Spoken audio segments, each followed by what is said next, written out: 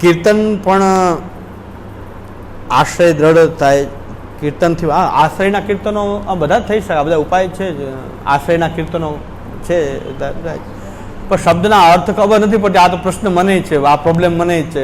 બધા કીર્તનના શબ્દ બધા સમજાતા નથી, એટલે હું કેમ સમજાવી શકું કે આ વચનામત કરીને સમજાવો. પણ મેં કીધું મને આ પ્રોબ્લેમ આ છે કે કીર્તનના બધા જ શબ્દો નથી સમજાતા. ઓવરઓલ ભાવાર્થ ક્યાંક સમજાય થોડો ઘણો એવું મારી બુદ્ધિ પ્રમાણે, પણ એક એક શબ્દનો અર્થ તો કીર્તનના બધા મળતા નથી, ના શબ્દકોશમાં મળતા નથી, બ્રજભાષાના શબ્દકોશમાં પણ છે નહીં. એટલે બધા શબ્દો બધાને ખબર નથી પડતા, છતાં પ્રભુ કૃપાથી આપણને થોડોક ભાવ સમજાઈ જાય. બીરીના પદમાં પણ હા, બધા કીર્તનોમાં ભાવ તો બધામાં ભરેલા જ છે, પણ એનું પણ જાહેરમાં કોઈ કરવું જોઈએ નહીં. કીર્તનના ભાવનું પણ આ પ્રદર્શન જાહેરમાં ના કરવું જોઈએ. અને એક ઉપાય એ છે કે મહાપ્રભુજીના માર્ગના સિદ્ધાંત પ્રમાણે સેવા આપણે કરીએ, કીર્તનોનું ખૂબ ગાન કરીએ. ગાન કરતાં કરતાં કંઈક ને કંઈક ભાવની સ્ફૂર્ણા પ્રભુ કૃપાથી આપણને થાય છે. કીર્તન કરતાં કરતાં જ ભાવ પણ ધીરે ધીરે, કીર્તન પહેલાં સાવ નથી સમજાતા, ધીરે ધીરે સમજાવવા માંડે છે. એમ એ પોતાના સ્વ અનુભવથી જેટલું સમજાય એ સમજવા પ્રયત્ન કરવો જોઈએ. બાકી આના પર કોઈ શિબિર કે વચનામત આના ઉપર થઈ શકે, કારણ કે મને જ પોતાના પ્રોબ્લેમ છે. અમારા દાદાજી પુરુષોત્તમલાલજી મહારાજશ્રીને એક વૈષ્ણવ કીર્તન પૂછવા આવ્યા કે જે આ કીર્તનની અંદર ફક્ત આટલું નથી સમજાતું. છેલ્લે આ કીર્તનનું કંઈક આખું કીર્તન બોલ્યા પછી કે છેલ્લે આ કીર્તનમાં આટલું ખાલી સમજાતું નથી. ત્યાં દાદાજી એમ કીધું કે તમને એટલું સમજાય, મને તો એટલું નથી સમજાતું. તમને એટલું સમજાય ગયું, ઘણી બધી વાત મોટી છે. હવે મને ખાલી આટલું જ બાકી છે, એવું મહાન કે મને તો આટલું જ નથી સમજાતું, બાકી બધું સમજાઈ ગયું છે. તો દાદાજી એમ કીધું કે મને તો એટલું જ નથી સમજાણું, તમને એટલું સમજાઈ ગયું તો ઘણું સારું કહેવાય. કે મને તો હજી એટલું સમજાણું નથી, તમને એટલું સમજાઈ ગયું તો બહુ સારું કહેવાય. એમ ન કીધું તમે મારા કરતાં ક્યાં આગળ વધી ગયા, બહુ હોશિયાર થઈ ગયા, એવું નહીં. તમને સમજાય તમે સારું, મને તો હજી એટલું સમજાણું નથી. મારી પણ આવી દશા છે. હા, દાદાની પરંપરા દાદાજી થતા પુરુષોત્તમલાલજી, તો એમને એમ કીધું કે તમને એટલું સમજાઈ ગયું, મને તો એટલું નથી સમજાણું. કીર્તનમાં મારી દશા આવી છે, કીર્તનમાં મને કોન્ફિડન્સ આવતો જ નથી ક્યારેક, પૂરેપૂરા શબ્દો સમજાતા નથી. અને ભગવત કૃપાથી ક્યારેક સમજાશે એવી ભાવના રાખીને ગાન કર્યા કરું છું, સમજવા પ્રયત્ન કર્યા કરું છું, ક્યારેક સમજાઈ જશે. અને એક વૈષ્ણવ એમ કીર્તનના પદના અર્થોના જાણકાર સારા છે, તો મને ઘણીવાર એની સાથે મુલાકાત કરવાની ઈચ્છા થાય છે કે બેસીને અમુક અર્થોનું ડિસ્કશન કરીએ. તો મોકો નથી આવતો, એમની સાથે બેસવાનો બહુ મોકો આવતો નથી. પણ ગાન કરતા રહેવું જોઈએ. આ અષ્ટસખાની વાણી છે, ભક્તોની વાણી છે, એ આપોઆપ કૃપા કરીને એ સ્ફુરાયમાન અર્થ એનો સ્ફુરાયમાન કરાવશે. એવી દ્રઢતા રાખીને ગાન કરતા રહેવું જોઈએ. છેલ્લે એટલું તો સમજાય કે પ્રભુ સચ્ચિદાનંદ પરમાત્મા એ સચ્ચિદાનંદ નિર્દોષ પૂર્ણ ગુણવાળા છે ભગવાન, અને એમના બધી લીલાઓ બહુ સચ્ચિદાનંદાત્મક છે. અને એ સચ્ચિદાનંદાત્મક લીલા એ ભગવાનની બધી જ લીલાઓ છે, એનું જ આ ગાન થઈ રહ્યું છે. એટલું સમજાય જાય કે કૃષ્ણનું પદે પદે અહીં કૃષ્ણ કૃષ્ણ રહેલો છે, અને કૃષ્ણ સચ્ચિદાનંદ છે, અને એની આ બધી લીલાઓ સચ્ચિદાનંદાત્મક છે. એટલું સમજાય જાય. બાકી તો અર્થ તો જેટલો ભાષામાં જેનો પ્રવેશ એટલું સમજાય. પણ આ અઘરો કઠિનમાં કઠિન વિષય છે. ગ્રંથમાં તો થોડી ઘણી જાંચ ડૂબે, પણ કીર્તનમાં જાંચ ડૂબાવે બહુ તો કોઈ અનુભૂતિનો જ કોઈ વિષય છે, જેને અનુભવ થતો હશે એને જ થઈ. એટલે આપણે હવે થોડુંક હું મારું બોલી લઉં ને પછી આપણે પ્રશ્ન રાખીએ. મારી ગાડી મારી અટકી જાય, બીજા હોય મગજ હોય. એટલે પ્રશ્ન પૂછવાની છૂટ છે, પણ થોડીક વાર વચ્ચે મારું ચાલવા દે, થોડુંક પછી પાછું. તો મહાત્મ્ય જ્ઞાન પૂર્વક સુધરે સર્વતોધિક સ્નેહ ભક્તિ. શ્રી મહાપ્રભુજીની વાણી થોડાક કોટેશન પણ છે આપણી પાસે કે શ્રી મહાપ્રભુજીની ચમત્કારિક વાણી એવી ચમત્કારિક છે કે શ્રી મહાપ્રભુજી ક્યાં અર્થ ભક્તિમાં બેસાડી દે છે બધી વસ્તુનો. એ જોવાની ખૂબી એ છે કે બધી વસ્તુનો અર્થ મહાપ્રભુજી ભક્તિમાં લઈ જાય છે, અને કેટલી ખૂબીથી લઈ જાય છે એ થોડાક ઉદાહરણ આપણે કે ભક્તિની માર્ગની જે વિશેષતા શ્રી મહાપ્રભુજી બતાવી રહ્યા છે કે જે શંકરાચાર્યજીના માયાવાદનું અંદર મુખ્ય સૂત્ર છે તત્વમ અસી. આ માયાવાદનું તો ચરમ તત્વમસીના બોધથી એ શુદ્ધ બ્રહ્મનો બોધ થઈ જાય, અને બીજા જે બ્રહ્મસૂત્ર આદિ જે છે, વેદ વગેરે છે, બ્રહ્મસૂત્ર વગેરે છે, એનાથી અવિદ્યા નાશ થાય છે. બ્રહ્મબોધ તો તત્વમસીથી થાય. મહાવાક્ય તત્વમસી તત ત્વમ અસી, તું તે જ છો, તું બ્રહ્મ જ છો. એ લોકો એમ અર્થ કરે તત ત્વમ અસી. તત જે છે એટલે ઈશ્વર, ત્વમ એ સર્વજ્ઞત્વ વિશિષ્ટ ચૈતન્ય અને અલ્પજ્ઞત્વ આદિ વિશિષ્ટ ચૈતન્ય જીવ. તત ત્વમ, ત્વમ એટલે તું જીવ અને તત એટલે ઈશ્વર. બ્રહ્મ નથી આવ્યો હજી, ઈશ્વર. પણ બેની અંદર જે છે ભાગ ત્યાગ લક્ષણા કરીને એ લોકો શું કરે છે કે ત્યાં અલ્પગત્વાદી ચૈતન્ય જે છે વિશિષ્ટ ચૈતન્ય અને સર્વગત્વાદી વિશિષ્ટ ચૈતન્ય જે છે એમાં સર્વગત્વાદી અને અલ્પગત્વાદી એ વસ્તુનો જે કાઢી નાખો તો ખાલી ચૈતન્ય બચે. જેમ કે તે આ જ દેવદત્ત છે, તેમાં બે કાળનો અંતર છોડી દો, તે આ જ દેવદત્ત છે. જે શનિવારે મેં જે દેવદત્તને જોયો છે એ જ દેવદત્ત આ છે. આપણે એ આ જ વ્યક્તિ છે કે જે મેં ગયા શનિવારે જોયું. ઘણા મને કહે છે કે હા યુટ્યુબમાં આપણે પ્રવચન સાંભળે છે એ જ બાબા. તો એ શું કહે છે એ આપણે યુટ્યુબમાં જોઈએ છીએ એ જ આ છે. ઘણા આપણે મારી પાસે લાવીને ત્યારે એમ કે આ જ છે તત્વમસી. એમાં શું છે કે ભાઈ યુટ્યુબમાં એક રહેલા એક અહીં રહેલા એ બે વસ્તુની ઉપાધિ છોડી દો તો એક જ આ પુરુષોત્તમ એ વ્યક્તિ એક છે. આ એ માયાવાદીઓ એમ કે છે તત્વમ અસી. તત્ સર્વજ્ઞ જે ઈશ્વર એ પણ માયાની ઉપાધિને કારણે બ્રહ્મની અંદર સર્વજ્ઞત્વાદી ધર્મ દેખાઈ રહ્યા છે. માયાની ઉપાધિને કારણે માયોપાધિક બ્રહ્મ છે. અને એક અલ્પજ્ઞત્વાદી જીવ એ ચેતના. ચેતના કોમન છે. આ બે વસ્તુની ઉપાધિ કાઢી નાખો તો ખાલી ચેતના વધે. ચેતના વધે એટલે તમે એ જ બ્રહ્મ થઈ ગયા. નિર્વિશેષ, નિરાકાર, નિર્બ્રહ્મ, નિર્ધર્મ બ્રહ્મ એ તમે થઈ ગયા. વેદનું ગમે એટલું પાઠ કરો તમારી અજ્ઞાન દૂર થાય છે, પણ બ્રહ્મબોધ તો તત્વમસીથી જ થાય. એ ગુરુના મુખથી તત્વમસીનો બોધ કરવામાં આવે ત્યારે બ્રહ્મબોધ થઈ જાય, બ્રહ્મનું જ્ઞાન થઈ જાય, નિર્વિશેષ બ્રહ્મના સ્વરૂપમાં તો સ્થિત થઈ જાય. સર્વજ્ઞાત્મ મુનિનો ગ્રંથ જે છે એ સર્વજ્ઞાત્મ મુનિએ છેલ્લે આ બહુ સવાલ આવે કે છેલ્લો ટોપિક આવે આની અંદર કે સર્વજ્ઞાત્મ મુનિએ છેલ્લે એમ કીધું કે ભાઈ ગુરુને શિષ્ય એમ કે છે તું કે બીજું કાંઈ હોતું જ નથી, ચેતના સિવાય કાંઈ છે જ નહીં, જીવો બ્રહ્મ એવ ના પર. ત્યારે શિષ્ય એમ કે છે કે હે ગુરુ, તમે ગુરુ છો અને હું શિષ્ય છું અને તમે મને બોધ કરી રહ્યા છો તો આપણે બે તો અલગ તો છીએ, હવે શું કરવું? બસ એ જ તો અજ્ઞાન છે. એ જ અજ્ઞાન છે. તું ને હું અલગ છીએ જ નહીં, તું ને હું કઈ છીએ જ નહીં. બસ એ બ્રહ્મબોધ છે. એ હજી તને નથી થયું એટલે તું શિષ્ય છો, હું ગુરુ મને થઈ ગયું છે, તું શિષ્ય છો. હું એ સ્થિતિમાં છું, તું એ સ્થિતિમાં નથી. એટલે સંક્ષેપ શારીરકમ ગ્રંથ છે એમાં છેલ્લે આ પ્રશ્ન આવે છે કે બધી બધું દૂર થઈ ગયું તો ગુરુના મુક્તિ તો તત્વમસીનો બોધ થયો તો ગુરુને શિષ્ય અલગ હોય તો બોધ થાય કે થાય કેવી રીતે? છેલ્લે શિષ્ય ગભરાઈ ગયો કે બધું તો આપણે અવિદ્યા દૂર થઈ ગઈ, બધું થઈ ગયું, હે ગુરુ આપ તો ગુરુ છો ને હું શિષ્ય છું. કે તને એવું બોધ થઈ રહ્યો છે, હજી તને બ્રહ્મ જ્ઞાન થયું નથી, હજી હું તત્વમસીનો બોધ કરી પછી તને એ થઈ જશે. ત્યારે ગુરુ શિષ્ય અલગ આપણે અલગતા નહીં દેખાય ત્યારે આપણે બે બ્રહ્મમાં સ્થિત થઈ ગયા. તું ને હું કઈ છીએ જ નહીં, આ તો અવિદ્યા જ છે. એ અવિદ્યા તત્વમસીના બોધથી દૂર થાય. ગુરુ એ બોધ કરે ત્યારે ગુરુના મુખથી એ અવિદ્યા ગુરુના મુખથી જ્યારે તત્વમસીનો બોધ થાય મહાવાક્યનો અને એનાથી શિષ્યની અવિદ્યા દૂર થાય ત્યારે બ્રહ્મબોધ થાય. અહીં ચરમસીમા આવી જાય. સાધનાની ચરમ અવસ્થા જે છે માયાવાદમાં તો તત્વમસીથી જ છે. હવે મહાપ્રભુજી માયાવાદીને પકડે છે ત્યાંથી જ તો પકડે છે મહાપ્રભુ કે ભાઈ આ દેહ વગેરે જે રહેલો જે છે એ તો માયાને કારણે, અજ્ઞાનને કારણે છે. દેહ તો છે નહીં, માયાને કારણે આ દેહ વગેરે ધારણ કરેલો છે. શિષ્યને અજ્ઞાનતા દૂર નથી થયું પણ ગુરુનું તો દૂર થઈ ગયું છે તો ગુરુનો દેહ રહેવો જોઈએ નહીં. દેહ તો અજ્ઞાનનું કારણ છે. ગુરુ કેવા મુખથી બોલે? તું તત્વમસી કોણ બોલેલું? ગુરુ બોલ્યા, ગુરુના મુખથી બોલ્યા. તત્વમસી કોણ બોલ્યું? કોણ? ગુરુ બોલ્યા. તો ગુરુને તો અવિદ્યાથી રહેલી છે કારણ કે દેહ છે. જો દેહ ન હોય તો બોલત કેવી રીતે? હા, તત્વમસીનો તો આવો બધો ગોટાળો તત્વમસીનો જ્ઞાન માર્ગનો આ લોકોનો માયાવાદનો ત્યાં તત્વમસીની ચરમ સાધના છે.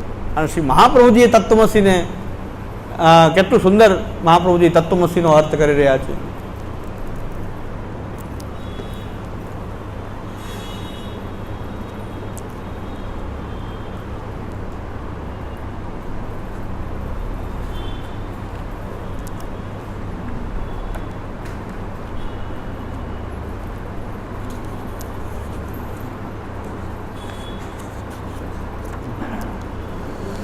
અનેકધા સૃષ્ટિ કથનસ્ય પ્રયોજનમ આહ. શાસ્ત્રાર્થ પ્રકરણમાં 41મો શ્લોક. યથા કથનચિન મહાત્મ્યમ તસ્ય સર્વત્ર વર્ણ્યતે. શ્રી મહાપ્રભુજી આ તત્વમસીનો આપણે ત્યાં કેટલું સુંદર તત્વમસીનો માયાવાદનો જે અર્થ કરી રહ્યા છે માયાવાદીઓ, કે ભગવાન પણ નથી ને તોય નથી.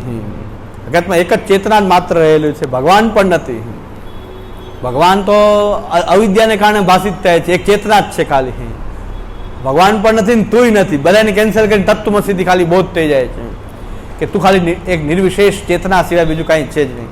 શ્રી મહાપ્રભુજી કે આજ્ઞા કેવી રીતે કરી રહ્યા છે કે સૃષ્ટિ જે છે આ પ્રપંચ વિવેક, કે સૃષ્ટિ જે છે, સૃષ્ટિનું વર્ણન છે, આ સૃષ્ટિ પ્રકટ થઈ રહી છે, એનાથી તો ભગવાનનું મહાત્મ્ય આવી રહ્યું છે. સૃષ્ટિના કથનથી તો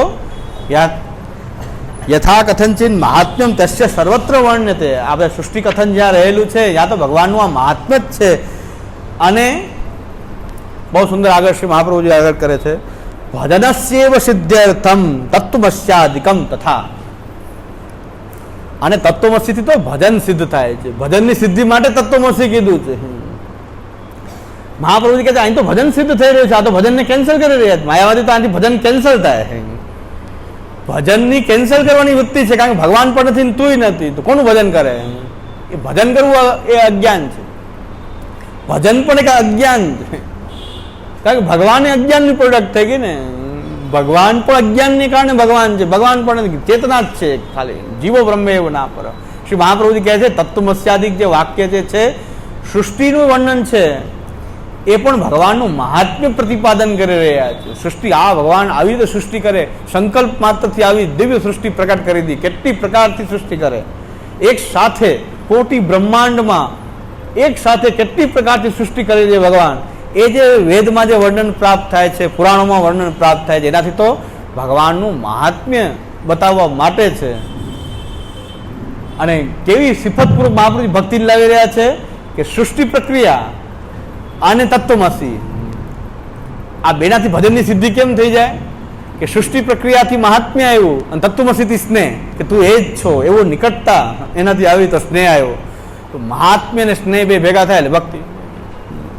શ્રી મહાપ્રભુ ભજનસ્ય સિદ્ધ્યર્થમ ભજનસ્ય એવ સિદ્ધ્યર્થમ તત્વમસ્યાદિકમ તથા. વાત આજે મહાપ્રભુજી કહે છે આમ જ ફરે છો. મેં પણ કંઈક મહાપ્રભુજીના ચરણ પકડ્યા એટલે મારી કેસેટ એવી ફેરવું છું, કારણ કે મહાપ્રભુજી આમ જ કેસેટ ફેરવે, ભજનસ્ય સિદ્ધ્યર્થમ ભજનસ્ય એવ સિદ્ધ્યર્થમ. આપણે કમસે કમ ચરણ તો પકડી રાખ્યા છે ને. આપણે બીજું કંઈ પકડી લીધે ચરણ, દરડાઈને ચરણ અને કેરો ભરોસો. પણ એ જેમ ફરે એમ આપણે ફરવું પડે ને. ચરણ પકડ્યા એટલે ઘણા આમને ગોટાળા કર્યા જ કરે છે, કે આ શું કરે છે 5-6 વખતથી આ એકને એક. મહાપ્રભુજી એના ચરણ પકડ્યા, મહાપ્રભુ જેમ ફરે એની પાછળ આપણે ફરીએ છીએ. એટલે એ આજે બતાવું છું કે હું આ કેમ ફરું છું, કેમ કે મહાપ્રભુ દરેક વાતમાં આવું લે. સૃષ્ટિ પ્રક્રિયા મહાપ્રભુ કે મહાત્મ્ય આવ્યું, તત્વમસી થી સ્નેહ આવી ગયો, બેને ભેગા કરો પછી ભક્તિ થઈ ગઈ. આ તો શાસ્ત્ર ભક્તિ માટે બોધ કરી રહ્યું છે. ભજનસ્ય એવ સિદ્ધ્યર્થમ તત્વમસ્યાદિકમ તથા. આ આપણા આચાર્ય ચરણની આ ચમત્કાર છે શ્રી વલ્લભનો, કે મહાપ્રભુજી વેદ આદિ શાસ્ત્રને પણ ભજનમાં કેવી રીતે ઉપયોગી થાય એનો અર્થ ભજન છે, ભજનની સિદ્ધિ છે.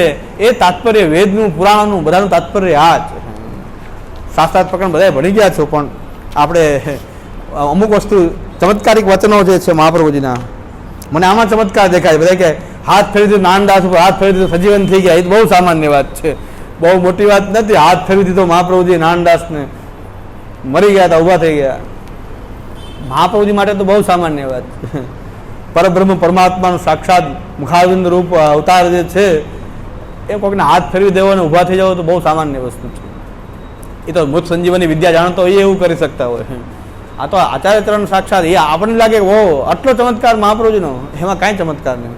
ચમત્કાર તો આ છે કે વેદાદિ સર્વશાસ્ત્રોનું પ્રયોજન ભક્તિમાં કેમ તાત્પર્ય છે, એ દરેક જગ્યાએ આપણે કોઈ સૂઝી ન શકે. આ વાત એ શ્રી આચાર્યચરણને સુજાડી છે, એટલે આપણને સરળ લાગે છે. આ બહુ સરળ નથી. શાસ્ત્ર જોઈએ તો આ સરળ નથી, કારણ કે માયાવાદીઓ આમાં જ ગોટાળો ઉત્પન્ન કર્યો છે. એમાં આપણે બધા ફસાઈ ગયા છે. અજ્ઞાનાદ અંધકાર પ્રસમન પડતા ખ્યાપનાય ત્રૈલોક્યામ અગ્નિત્વમ વર્ણિતમ, તે કવિભીર અવસ્થા કૃષ્ણ એવો છે. આ કે આ આવો અજ્ઞાનનો એવો અંધકાર ફેલાયેલો હતો કે બધાને તત્વમસીનો અર્થ તો ભજનને કેન્સલ કરતા હતા. મહાપ્રભુ કે આ તો ભજનની સિદ્ધિ માટે છે, કેન્સલ કરવા માટે નથી. તાત્પર્ય તો આ છે. ભજનસ્યૈવ સિદ્ધ્યર્થમ તત્વમસ્યાધિકમ તથા. અત્યારે દયારામ સરસ્વતી એમ કહે છે ને કે સૌથી વધારે વેદનો ખરાબ અર્થ વલ્લભાચાર્ય કર્યો કોઈ નથી કર્યો. બધાથી ભ્રષ્ટમાં ભ્રષ્ટ વલ્લભાચાર્ય. ભાગવતી કે સૌથી ભ્રષ્ટ શાસ્ત્ર અને વલ્લભાચાર્ય. આચાર્યમાં સૌથી એને ટાર્ગેટમાં આર્ય સમાજના છે વલ્લભાચાર્ય. કારણ કે ભજન લઈ આવે છે ને આ લોકો ભજનના વિરોધી છે ને એટલે પછી મિર્ચી લાગે છે. ભજન નથી કરવું. મહાપ્રભુ દરેકનો અર્થ ભજનમાં બતાવી દે છે. વાકપતિ છે, વાકપતિ પણ છે શ્રી મહાપ્રભુજીનું. એટલે મહાપ્રભુજીને અત્યાર સુધી ગાળો પડતી હોય તો આપણે શું ક્યાં આપણે તેના ચરણના દાસના દાસ છીએ. મહાપ્રભુજી હજી સુધી પડી રહી છે ગાળો. હજી આવા લોકો ગાળો દઈ રહ્યા છે મહાપ્રભુજીને. તો આપણે તો શું મોટી વિષાદ છે. જેમ ગાળ પડે એમ કોન્ફિડન્સ વધે. જેમ લોકો ગાળો દે એમ મારો કોન્ફિડન્સ વધારે વધે.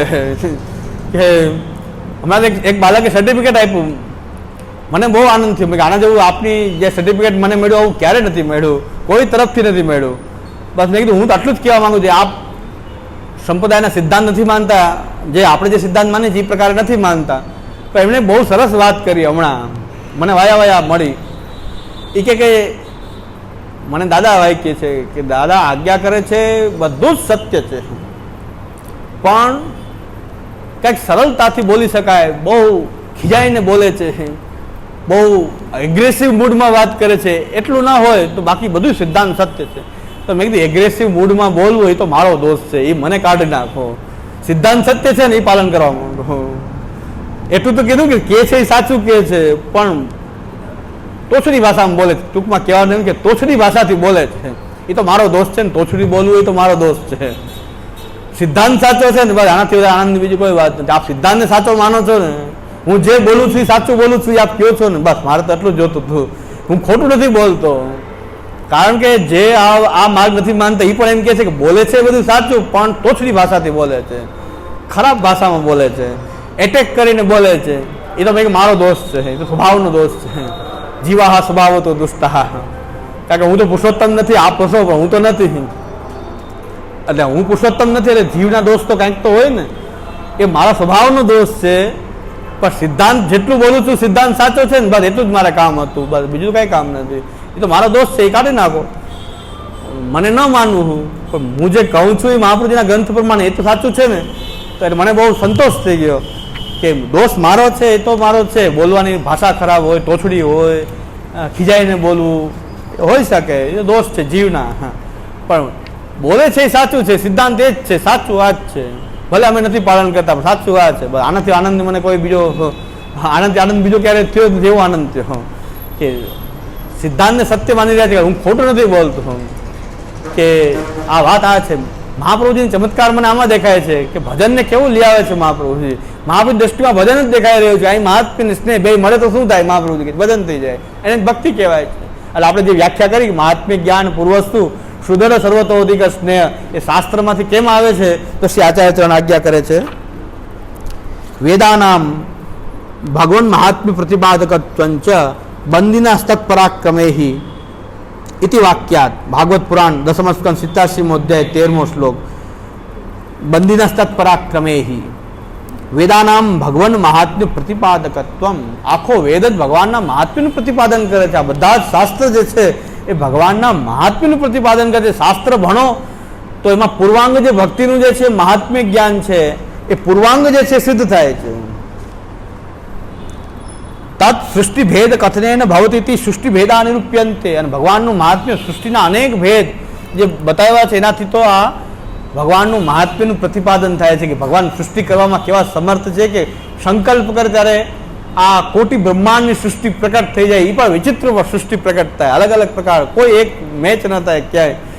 એવા જીવ જંતુ બધાની અનંતતા, વૈવિધ્ય અને અનેક પ્રકાર પાછળ, એક નહીં સૃષ્ટિના પ્રકાર પણ અનેક બતાવ્યા છે, અનેક પ્રકાર. એ પણ પાછળ એક પછી એક ચાલે એમ નહીં, એક સાથે ગમે ત્યારે કોઈ બ્રહ્માંડમાં કેમ સૃષ્ટિ, કોઈ બ્રહ્માંડમાં કેમ સૃષ્ટિ હોઈ શકે, અનેકતાથી એ પ્રતિપાદિત થઈ રહી છે. આ તો આખું ભગવાન કે સૃષ્ટિ ભેદ કથનેન ભવતી સૃષ્ટિ ભેદા નિરૂપ્યંતે વસુતસ્તુ સૃષ્ટિ કર્તૃત્વે ન ભગવતો મહાત્મ્યમ.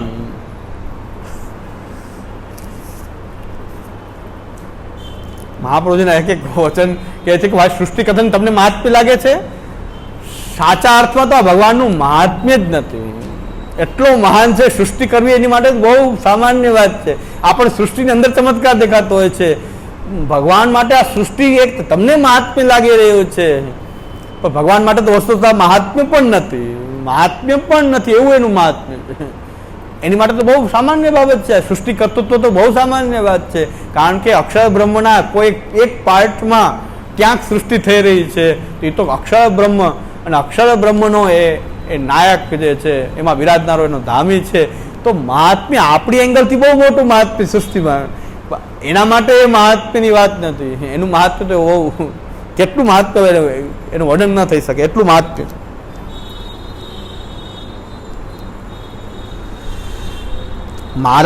મહારાજાધિરાજસ્ય ચલિતુમ જ્ઞાનમિવ.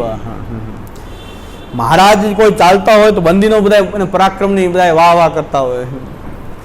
અમારે ત્યાં એક વૈષ્ણવ એમ કહેતા કે ગોસ્વામી બાળક જે છે ને પડખું ફરે તો જે બોલે, અમારે એક ભાઈ એવા છે આખો દી જે બોલે ફલાણા પ્યારે કી જય, જોઈ જાય તો કે ફલાણા પ્યારે કી જય. એ કે બાવા પડખું ફરે ને તો જે બોલે કે આ એવા છે, એટલા બધા આસક્ત છે કે બાવા ઉપર પડખું ફરી જાય ને તો જે બોલી દે. મહારાજાધિરાજસ્ય ચલિતુમ જ્ઞાનમ એવ. ભગવાન મહારાજાધિરાજ કોઈ ચાલતા હોય બધામાં એના બંદીનો બધા એને વાહ કરતા હોય. એમ ભગવાન જે છે, આ બધા શાસ્ત્રો જે છે ભગવાનની, આ મહારાજાધિરાજ ભગવાન જે છે બધા પરાક્રમનું ગાન કરે. કોઈને પૂરું જ્ઞાન નથી, પણ થોડું ઘણું જેટલું જ્ઞાન આવ્યું છે એટલે બધા, એટલે વેદ પણ એમ સમર્થ નથી પૂરેપૂરું, પણ મહારાજાધિરાજ જે છે ચાલતા હોય ત્યારે એના બંદીજનોના પરાક્રમનું ગાન કરતા જતા હોય. એમ કે આપણે પણ આવે છે કે બરહાપીડમ નડબર વપુઃ કર્ણયો કર્ણિકારમ બિભ્રદ્વાસ કનકકવિશમ વૈજયંતીમ ચ માલામ રંધ્રાણ વેણો રદ્રસુતયા પૂરયન ગોપવૃંદે વૃંદારણ્યમ સ્વપદરમણમ પ્રાવિશદ ગીત કીર્તિ. આજુ સખાજનો આપની ગીત કીર્તિનું ગાન કરતા જાય છે. ઠાકોરજીની ગીત કીર્તિનું ગાન થઈ રહ્યું છે, સખાજનો ચાલી રહ્યા છે. એવી રીતે મહારાજ ચાલતા હોય તો એને પરાક્રમનું ગાન થતું હોય. એવી રીતે આ બંદીજનો બધા વેદ શાસ્ત્ર તો એટલું જ જ્ઞાન ધરાવે છે કે એના વાહવાનું જ્ઞાન કરી રહ્યા છે. હકીકતમાં એનું મહાત્મ્ય પણ નથી, શાસ્ત્રમાં વર્ણિત છે એટલું જ એનું મહાત્મ્ય નથી. મહાત્મ્ય પણ અનંત છે. હરિ અનંત હરિ કથા અનંતા. તુલસીદાસજી કહે છે હરિ અનંત હરિ કથા અનંતા, અનંત કથા છે એની.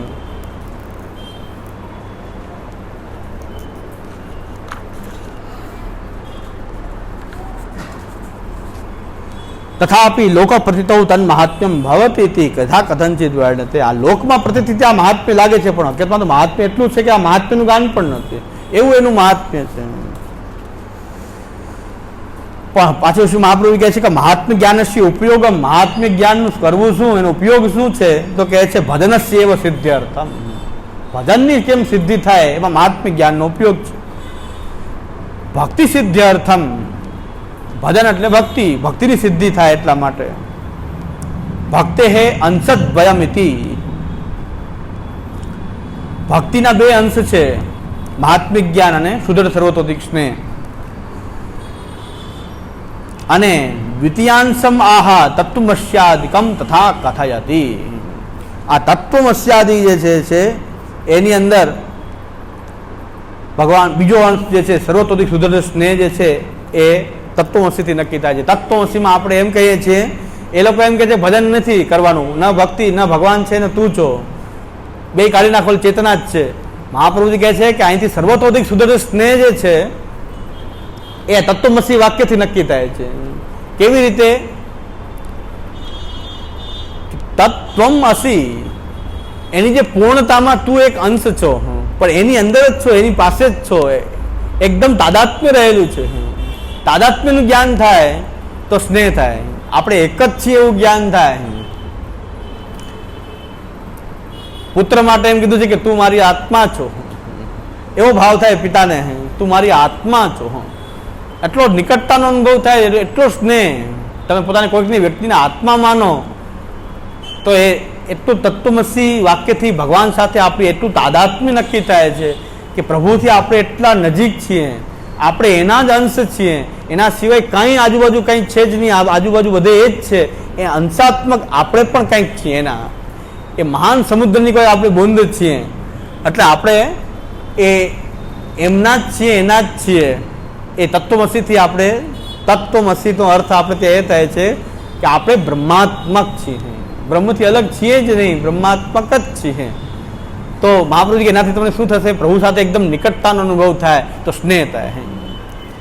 તો આનાથી ભક્તિ સિદ્ધ થઈ જાય છે. તો તત્વમસી વાક્યથી સૃષ્ટિ મહાત્મ્ય વેદાદિ શાસ્ત્રનો અધ્યયન કરવાનું પ્રયોજન શું છે? ભજન સેવ સિદ્ધ્યર્થમ.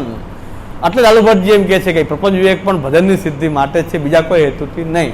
તો મહાત્મ્ય જ્ઞાનપૂર્વક સુદૃઢ સર્વતોધિક સ્નેહ એ ભક્તિ, અને ભક્તિ શાસ્ત્ર વેદ ભણવા શાસ્ત્રમાં પણ એટલે વેદાદિ શાસ્ત્ર ભણીને પણ એવો અહંકાર ન કંઈક ભગવાનને જાણી લીધા. કારણ કે એ પોતે એટલું જાણી રહે કે મહારાજા ધરાજસ્ય ચલિતમ જ્ઞાનમ એવા, એની કેટલી ચાલ છે એની ખબર નથી, કેટલી પ્રકારથી ચાલી શકે, પણ જે ચાલ ચાલી રહ્યા છે એનો બંદીજનો જય જયકાર કરી રહ્યા છે. એટલું વેદનું પણ એવું જ છે કે ભગવાનના પૂર્ણ જ્ઞાન તો એને પણ નથી.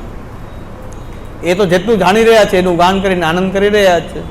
તો બંદીજનની જેમ પરાક્રમનું ગાન કરતા હોય છે, એવી રીતે ભગવાનના વેદશાસ્ત્રો પણ અને વેદાદિ શાસ્ત્રના જાણવાનો ઉપયોગ પણ ભજનની ઉપયોગી માટે, મહાત્મિક જ્ઞાન માટે છે. અને તત્વમસીદાદી જે વાક્યથી તો ભગવાનમાં સ્નેહ થાય છે. આ બે વસ્તુનું તમને જ્ઞાન થાય તો આમાં ભક્તિ થઈ જાય. વેદથી પણ ભક્તિ આવી ગઈ, વેદથી પણ સૃષ્ટિ પ્રક્રિયા અને તત્વમસી એ બેનાથી પાછી ભક્તિ સિદ્ધ થઈ ગઈ. મહાપ્રભુ કહે છે મૂળ તાત્પર્ય તો ભક્તિમાં છે. ભજન સેવ સિદ્ધ્યર્થમ. આ શ્રી આચાર્યચરણનો અભિગમ છે. બીજું શ્રી આચાર્યચરણે આજ્ઞા કરી રહ્યા છે